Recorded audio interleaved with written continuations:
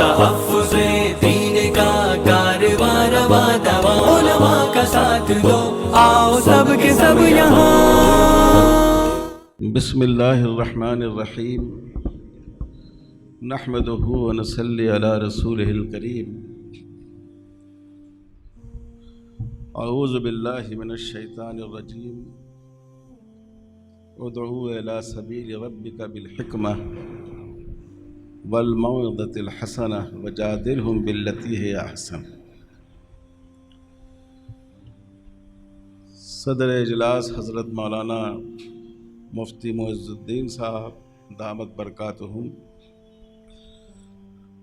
مولانا doctor Abdul Rashid Nadwi صاحب، مولانا محفوظ الرحمن فاروقی صاحب،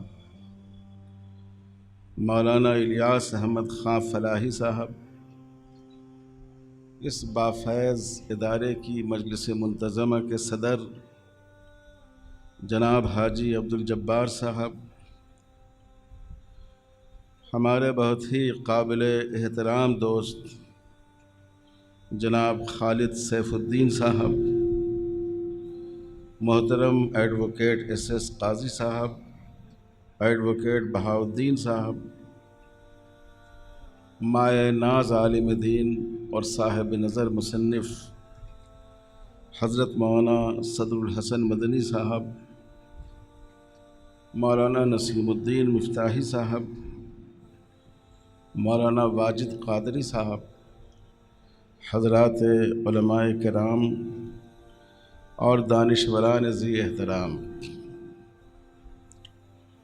مجھے چونکہ آپ تک بورڈ کا پیغام پہنچانا تھا اور میں اس ادارے کا خادم ہوں، ہمارے بزرگوں نے کچھ خدمت اس کی مجھ سے متعلق کی ہے، اس لیے میں خود آپ سے بات کرنے کے لیے بے چین تھا، اس لیے میں نے مولانا عبدالرشید صاحب کے اعلان مکمل ہونے کا بھی انتظار نہیں کیا اور پہلے ہی مائک لے لیا۔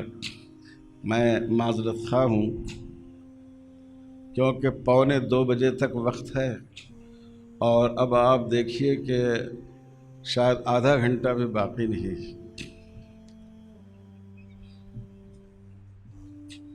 اور اس درمیان ایک بہت خوشگوار بات یہ ہوئی کہ ہمارے بہت ہی قابل احترام دوست اور ملک کے بڑے عالم جن کا آپ کے شہر سے تعلق ہے، مولانا صدر الحسن ندوی صاحب، ان کے ترجمہ قرآن جس کا نام انوار القرآن ہے، اس کی رسم اجرا بھی عمل میں آئی، اس کے دوسرے ایڈیشن کی۔ اتنے کم وقت میں شاذ و نادر ایسا ہوتا ہے کہ اردو کی کوئی دینی کتاب اس کا ایڈیشن ختم ہو جائے۔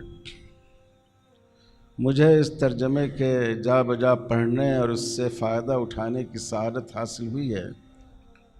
ماشاءاللہ بہت رواں، بہت آسان اور بہت سادہ ترجمہ ہے، اور میں آپ حضرات سے درخواست کرتا ہوں کہ ضرور آپ حضرات اس ترجمے سے استفادہ کریں۔ اب بلا تمہید عرض کرتا ہوں کہ میں نے قرآن مجید کی ایک آیت ابھی آپ کے سامنے پڑھی، یہ بڑی اہم آیت ہے، اس میں علماء کی، دانشوروں کی، ملت کے خواص کی، دعوتی کام کرنے والے ذمہ داروں کی ڈیوٹی بتائی گئی ہے۔ اللہ تعالیٰ نے فرمایا ادعو الی سبیل ربک بالحکمہ، اپنے پروردگار کے راستے کی طرف دعوت دو، لیکن یاد رکھنا یہ دعوت حکمت کے ساتھ ہو، والموعظۃ الحسنہ، بہتر اسلوب میں، بہتر انداز پر واعظ و نصیحت بھی کرو، اور جتنا بہتر سے بہتر طریقہ ہو سکتا ہے وجادلہم باللتی ہی احسن، اس طریقے پر ڈیبیٹ بھی کرو، دلائل کے ذریعے اسلام کی سربلندی کو، اس کی عظمت کو، عقل انسانی اور ضرورت انسانی اور اللہ تعالیٰ کی پیدا کی ہوئی فطرت سے اس شریعت کی ہم آہنگی اور موافقت کو یہ بھی لوگوں پر واضح کرو۔ تو 3 حکم دیا گیا۔ پہلا حکم دعوت کا ہے، اور دعوت کے ساتھ فرمایا گیا کہ حکمت کے ساتھ دعوت دو۔ یہ بڑی اہم چیز ہے کہ جب آدمی دعوت دے تو حکمت کے ساتھ دے۔ رسول اللہ صلی اللہ علیہ وسلم نے حضرت معاذ ابن جبل رضی اللہ تعالیٰ عنہ کو یمن بھیجا، آپ نے ان کو بھی یمن بھیجا۔ حضرت ابو موسیٰ اشعری نے بھی یمن میں کام کیا، ان کا قبیلہ بھی وہیں کا تھا، اور سیدنا حضرت علی رضی اللہ تعالیٰ عنہ کو بھی بعد میں قاضی بنا کر بھیجا۔ لیکن حضرت معاذ ابن جبل کو دعوت کی ذمہ داری بھی سپرد کی اور قضا کی ذمہ داری بھی سپرد کی۔ تو آپ نے حضرت معاذ سے فرمایا کہ تم اس قوم میں جا رہے ہو، دیکھو پہلے ان کو ایمان کی دعوت دینا، ایسا نہ ہو کہ دین کی پوری فہرست ان کے سامنے پیش کر دو، وضو اور استنجے سے لے کر میراث تک جو فقہی ابواب ہیں ہمارے یہاں، شریعت کے ان تمام احکام کو ایک ساتھ پیش کر دو، ایسا نہیں، ایمان کی دعوت دو۔ دین اس طرح پیش کرو کہ وہ بوجھ محسوس نہ کرے کہ یہ تو ایسا دین ہے، اس میں اتنے زیادہ احکام ہیں۔ جب وہ ایمان لے آئے، جب وہ کلمہ شہادت پڑھ لیں، تو اب ان کو اقامت صلاۃ کی دعوت دو کہ بھائی نماز بھی پڑھیے۔ اس دین میں 5 وقت کی نمازیں بھی فرض کی گئی ہیں۔ ابھی زکوٰۃ کا حکم مت دو، ورنہ سمجھیں گے کہ یہ سب دھندا پیسہ وصول کرنے کا ہے۔ جب وہ نماز کو قبول کر لیں تو اب ان کو کہو کہ اللہ تعالیٰ نے آپ کے مال میں آپ کے غریب بھائیوں کا بھی حق رکھا ہے، ان کو زکوٰۃ بھی دیجیے۔ عام اصول شریعت میں یہ ہے کہ پوری مملکت اسلامی سے زکوٰۃ وصول کی جائے گی اور امیر کے پاس پہنچے گی، اور امیر اپنے یہاں سے تقسیم کرے گا۔ چنانچہ ہر جگہ سے زکوٰۃ وصول کر کے رسول اللہ صلی اللہ علیہ وسلم کے پاس آتی تھی، آپ کے بعد خلفائے راشدین کے پاس آتی تھی، پھر وہاں سے تمام زکوٰۃ تقسیم کی جاتی تھی۔ لیکن ان سے حضور صلی اللہ علیہ وسلم نے فرمایا تُؤْخَذُ مِنْ أَغْنِيَائِهِمْ وَتُقْسَمُ فِي فُقَرَائِهِمْ، انہی کے مالداروں سے زکوٰۃ لو اور انہی کے فقراء میں تقسیم کر دو۔ کہیں ان کو یہ بدگمانی نہ ہو جائے، یہ خیال نہ ہو جائے کہ ہم لوگوں کے پیسے ایٹھنے کے لیے، ہماری دولت پر قبضہ جمانے کے لیے یہ ایک طریقہ بنایا گیا ہے۔ وہ دیکھیں کہ ہمارا پیسہ ہمارے ہی لوگوں پر، ہمارے سماج کے لوگوں پر خرچ ہو رہا ہے۔ آپ نے غور فرمایا، یہ دعوت کے ساتھ حکمت تھی۔ ایمان جتنا ضروری ہے، نماز بھی اتنی ہی ضروری ہے۔ اگر کوئی آدمی نماز کے فرض ہونے کا انکار کر دے، وہ مسلمان باقی نہیں رہے گا۔ لیکن حضور نے پہلے مرحلے میں ایمان کی دعوت دینے کا حکم دیا، اور نماز جتنی ضروری ہے، زکوٰۃ بھی اتنی ہی ضروری ہے۔ حضرت ابو بکر صدیق رضی اللہ تعالیٰ عنہ نے اسی بنیاد پر منکرین زکوٰۃ سے جہاد کیا کہ ہم ان لوگوں سے جہاد کریں گے جو نماز اور زکوٰۃ کے درمیان فرق کریں۔ لیکن حضور نے حکمت عملی کے تحت ان سے کہا کہ ابھی نماز کی دعوت دو۔ جب نماز کے وہ قائل ہو گئے، اب زکوٰۃ کی دعوت دی گئی، اور زکوٰۃ کے عام اصول سے ہٹ کر یہ کہا گیا کہ آپ زکوٰۃ وصول ضرور کریں مگر وہی لوگوں پر خرچ کر دیں۔ یہ ہوتی ہے حکمت۔ علماء کے لیے، دانشوروں کے لیے، اہل علم کے لیے حکمت بہت ضروری ہے، اور حضور صلی اللہ علیہ وسلم نے قدم قدم پر اس کا خیال رکھا۔ صلح حدیبیہ کے موقع سے آپ صلی اللہ علیہ وسلم تشریف فرما تھے۔ ایک سردار مکہ آ رہے تھے، یکے بعد دیگرے کئی جگہ گفتگو ہو رہی تھی۔ آپ نے فرمایا کہ یہ وہ لوگ ہیں کہ جو احرام کا خاص احترام کرتے، اس لیے صحابہ کو اشارہ کیا کہ تم اپنے احرام کے کپڑوں میں ان کا استقبال کرو، کھڑے ہو جاؤ۔ حالانکہ احرام میں سارے صحابہ تھے، عمرے کا احرام باندھے ہوئے تھے۔ جب انہوں نے دیکھا کہ یہ تو سارے لوگ احرام باندھے ہوئے ہیں تو اتنا متاثر ہوئے کہ راستے ہی سے واپس ہو گئے۔ انہوں نے اہل مکہ سے کہا کہ ہم لوگ خواہ مسلمانوں سے لڑنے کو تیار ہیں، یہ تو حرم کا احترام کرتے ہیں، یہ احرام باندھ کر آئے۔ رسول اللہ صلی اللہ علیہ وسلم کو بادشاہ روم کو آپ نے دعوتی خط لکھا، اور 2 نقطے پر غور فرمائیے۔ خط لکھتے ہوئے آپ نے لکھا من محمد الرسول اللہ الی عظیم الروم ہرقل، محمد الرسول اللہ صلی اللہ علیہ وسلم کی جانب سے ہرقل کی عظیم شخصیت، روم کی عظیم شخصیت ہرقل کے نام۔ بعض صحابہ کو اس پر شبہ ہوا، اشکال ہوا کہ ایک کافر مشرک کو آپ نے عظیم لکھ دیا۔ عظیم تو بہت اونچا لفظ ہے، اللہ تعالیٰ کی صفات میں ہے، اور وہ زمانہ ایسا نہیں تھا جیسے ہم لوگوں کا زمانہ ہے کہ ہر آدمی علامۃ الدہر ہے، عالم بے بدل ہے۔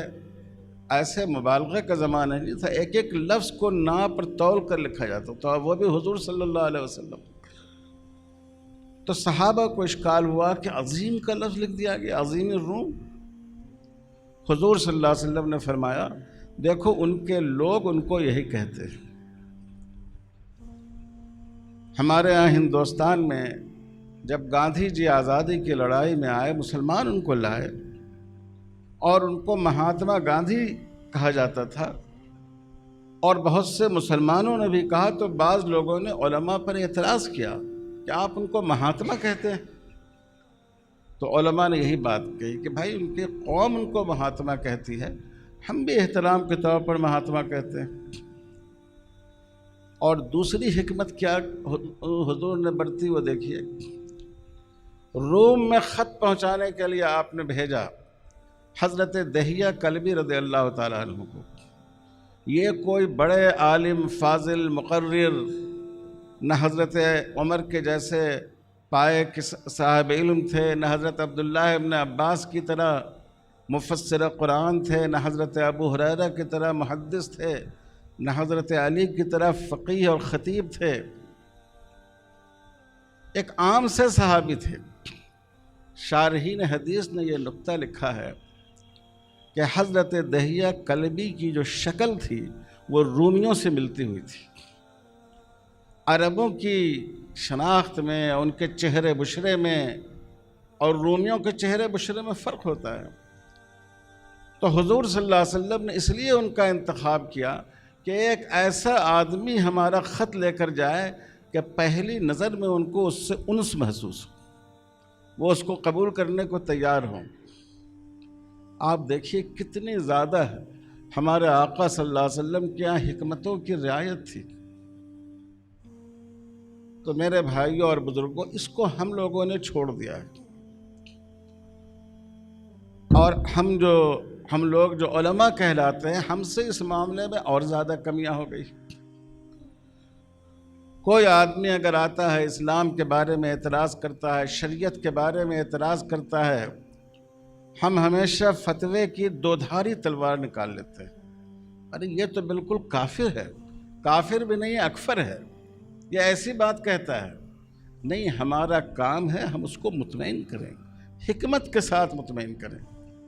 رسول اللہ صلی اللہ علیہ وسلم کے پاس ایک نوجوان آئے، ایمان لائے، کہنے لگے کہ صاحب سب کچھ ٹھیک ہے لیکن میں زنا نہیں چھوڑ سکتا۔ سوچئے کتنی بڑی بات۔ اگر ہمارے اور آپ کے سامنے کوئی ہمارا عزیز ایسا کہے تو آپ کا جی چاہے گا کہ اس کی گردن مار دیں، لیکن حضور صلی اللہ علیہ وسلم ذرا بھی خفا نہیں ہوئے، ان کو قریب بلایا، ان کے سینے پر دست مبارک رکھا، ان سے کہا تم جس چیز کے بارے میں کہتے ہو کہ میں نہیں چھوڑ سکتا، اگر وہی عمل کوئی شخص تمہاری ماں کے ساتھ کرے تو تم برداشت کر سکتے ہو؟ کہا ہرگز نہیں۔ کا بیوی کے ساتھ، بیٹی کے ساتھ ان کا جوش بڑھتا جاتا تھا کہ میں ہرگز برداشت نہیں کروں گا۔ حضور صلی اللہ علیہ وسلم نے فرمایا کہ غور کرو، تم نے اگر کسی عورت کی عزت سے کھیلا، وہ بھی تو کسی کی ماں ہوگی، وہ بھی تو کسی کی بیوی ہوگی، اس کو بھی تو کسی ماں باپ نے جنم دیا ہوگا، اس کے کیا جذبات ہوں گے، اس کے دل پر کیا اثرات ہوں گے۔ بات سمجھ میں آ گئی۔ فرمایا کہ اللہ کے رسول میں اس سے توبہ کرتا ہوں، یہ حکمت ہے، اور میں علماء کرام سے درخواست کرتا ہوں کہ اگر کوئی نوجوان، کوئی جدید تعلیم یافتہ، کوئی غیر مسلم بھائی اگر اسلام پر اعتراض کرے تو ہم کو ناراض نہیں ہونا چاہیے، ہم کو حکمت کے ساتھ، محبت کے ساتھ، دردمندی کے ساتھ، اس کی مصلحت کے ساتھ، جب ہمارا یقین ہے کہ اللہ کے دین کا کوئی حکم عقل اور مصلحت کے خلاف نہیں ہے، تو اس طرح ہم کو سمجھانا چاہیے۔ سر سید احمد خان مرحوم سے ہمارے طبقہ علماء کا بہت اختلاف رہا ہے۔ وہ بڑے محسن بھی تھے، عصری تعلیم کی مسلمانوں میں بنیاد رکھی سر سید احمد خان نے، لیکن ان کے بعض افکار ایسے تھے جو قابل اتفاق نہیں تھے۔ اللہ تعالیٰ ان کے مغفرت فرمائے، ان کے درجات بلند فرمائے۔ ایک بات ان کی مجھے بہت اچھی لگتی، وہ کہتے تھے کہ قرآن اللہ تعالیٰ کا قول ہے اور یہ کائنات اللہ تعالیٰ کا فعل ہے، اور اللہ کے قول اور فعل میں تضاد نہیں ہو سکتا۔ کائنات کی کسی حقیقت کے خلاف قرآن کا کوئی بیان چلا جائے یہ نہیں ہو سکتا۔ تو سب سے اہم بات یہ ہے، میں علماء سے بھی کہتا ہوں، دانشوروں سے بھی عرض کرتا ہوں کہ آج اسلام کی بات کو حکمت کے ساتھ کہنے کی ضرورت ہے۔ اگر کوئی مسئلہ آپ کے اب اس وقت پردے کا مسئلہ چل رہا ہے، اگر آپ ان کے سامنے حجاب کی آیت پڑھ دیجئے تو جو نیک دل مسلمان ہوگا وہ تو آمنا و صدقنا کہے گا، کہنا چاہیے، لیکن جو قرآن ہی پر ایمان نہیں رکھتا ہو، جو دین ہی پر یقین نہیں رکھتا ہو، وہ آپ کی بات کیسے قبول کرے گا؟ آج کی زبان میں اس کو سمجھائیے۔ آپ نیٹ سے ڈاٹا نکالیے، جس سماج میں پردہ کیا جاتا ہے، جن ملکوں میں پردے کا اہتمام ہوتا ہے، اس میں عورتوں کے ساتھ زیادتی اور چھیڑخانی کے جرائم کے کیا پرسنٹیج ہے، اور جن ملکوں میں پردے کی کوئی اہمیت نہیں ہے، انسان اور جانور دونوں کو برابر کر دیا گیا ہے، ان ملکوں میں عورتوں کے ساتھ زیادتی کا کیا پرسنٹیج ہے؟ اور آپ ان سے یہ کہیں کہ بھائی پردہ عورتوں کے لیے قید نہیں ہے، یہ عورتوں کی سیکورٹی اور حفاظت ہے۔ آپ یہ ڈاٹا دیکھیے، جہاں پردہ کیا جاتا ہے وہاں کیا صورتحال ہے، اور جہاں پردہ نہیں کیا جاتا ہے وہاں کیا صورتحال ہے۔ تو آپ کی بات انشاءاللہ ان کے لیے قابل قبول ہوگی۔ تو اس لیے ہمیں اپنی بات میں حکمت کے ساتھ، ادعو الی سبیل ربک بالحکمہ، حکمت کے ساتھ۔ اور قرآن نے دوسری بات کہی والموعظۃ الحسنہ، اور تیسری بات کہی وجادلہم باللتی ہی احسن۔ دو قسم کے لوگ ہوتے ہیں، ایک طبقہ ہوتا ہے جو قرآن کی زبان میں غافلین کا طبقہ ہے، جو غفلت کی وجہ سے، لاپرواہی کی وجہ سے، دین سے عدم واقفیت کی وجہ سے گناہ کرتا ہے، غلطی کرتا ہے، نمازیں چھوٹ جاتی ہیں، روزہ چھوٹ جاتا ہے، یہ غافلین ہیں۔ یہ اللہ کا شکر ہے امت میں غلطی کرنے والوں کی اکثریت ایسے ہی ہے، طلاق دے دیں گے، لیکن اگر آپ بلا کر ڈانٹیے کہیں گے صاحب مجھ سے غلطی ہو گئی، میں پھر نہیں کروں گا، کوئی راستہ نکال دیجئے۔ یہ طبقہ غافلین کا ہے، ان کے لیے موعظۃ حسنہ ہے، اچھے انداز پر نصیحت۔ اچھے انداز پر نصیحت سے مراد یہ ہے محبت کے ساتھ اور حکمت کے ساتھ ان کو نصیحت کی جائے، ان کو قائل کیا جائے۔ اور تیسرا راستہ جس پر اصل میں بات کرنا چاہ رہا ہوں وہ ہے وجادلہم باللتی ہے احسن، اور جو سب سے بہتر طریقہ ہو اس طریقے پر ان سے مباحثہ کیجیے، ڈیبیٹ کیجیے۔ علامہ ابن تیمیہ رحمۃ اللہ علیہ بڑے عالم ہیں، علماء جانتے ہیں، دوسرے لوگوں کے لیے عرض کر رہا ہوں۔ وہ فرماتے ہیں کہ قرآن نے موعظت کے ساتھ عربی گرامر کے اعتبار سے سادہ صیغہ صفت استعمال کیا، حسنہ، اچھی نصیحت، اور مجادلے کے ساتھ جادلہم باللتی کے مجادلے کے لیے اس میں تفضیل کا صیغہ استعمال کیا۔ ایسے انداز پر ان سے بحث کیجئے، ڈیبیٹ کیجئے، مناقشہ کیجئے جو سب سے بہتر طریقہ ہو سکتا ہے۔ یہ ہے اصل میں منکرین کے لیے، جاہدین کے لیے، جو غفلت کی وجہ سے نہیں، جو انکار کی وجہ سے کسی چیز کو چھوڑ رہے ہیں، اسلام پر اعتراض کر رہے ہیں، تو ان کے لیے یہ ضروری ہے کہ زیادہ بہتر طور پر ان سے بحث کی جائے۔ اب میں کیا عرض کروں، وقت ہے نہیں، حالانکہ اسی پر میں بولنا چاہ رہا تھا۔ اس کے لیے کم سے کم 2 باتیں اس وقت بہت ضروری ہیں۔ علماء کے لیے، مدارس کے لیے ایک بہت ضروری بات یہ ہے کہ ہمارے بزرگوں نے ہمیشہ اپنے زمانے کی ضرورتوں کے لحاظ سے نصاب تعلیم رکھا ہے۔ تعلیم کا تعلق انسانی ضرورتوں سے ہے۔ آج اگر ہمارا کوئی بچہ ڈاکٹر بنتا ہے، میڈیکل سائنس کو پڑھتا ہے، تو آج کی جو میڈیکل تحقیق ہے وہ اس کو پڑھائی جاتی ہے۔ حکیم ابو علی سینا میڈیسین کے بہت بڑے ماہر تھے، ان کو بابا میڈیسین کہا جاتا ہے۔ ابو القاسم الزہراوی پہلے شخص ہیں جنہوں نے سرجری کی ہے، اس پر کتاب بھی لکھی ہے، اور یورپ میں ان کے نام سے ادارے قائم ہیں۔ لیکن آج اگر ہمارے بچے کو ابو علی سینا نے جو مفردات لکھی ہیں وہ پڑھا دی جائے، اور ابو القاسم الزہراوی نے آپریشن کے جو آلات اس وقت بنائے تھے ان آلات کو صرف سکھا دیا جائے، تو کیا آج کی دنیا میں وہ کام کر سکیں گے؟ کیا وہ لوگوں کی ضرورتیں پوری کر سکیں گے؟ تو میرے بھائی اور بزرگوں، علم جو ہے یہ ہمیشہ زمانے کے ساتھ چلتا ہے۔ سنشائن ہربل لے کر آیا ہے مایوس شادی شدہ مردوں کے لیے ایک نایاب نسخہ، 100% اثردار اور طب نبوی سے تیار کردہ آیورویدک دوا، ساتھ ہی موٹاپا کم کرنے اور وزن بڑھانے کے لیے بہترین نایاب نسخے، علماء کرام کے لیے کاروبار کرنے کا سنہرا موقع۔ مزید تفصیلات کے لیے ابھی کال کریں۔ چوکو اسٹار اعلیٰ کوالٹی کے عمدہ لذیذ چاکلیٹس، علماء، حفاظ اور تجارت کرنے والوں کے لیے بہترین موقع۔ چوکو اسٹار، اورنگ آباد۔ مزید تفصیلات کے لیے ابھی کال کریں۔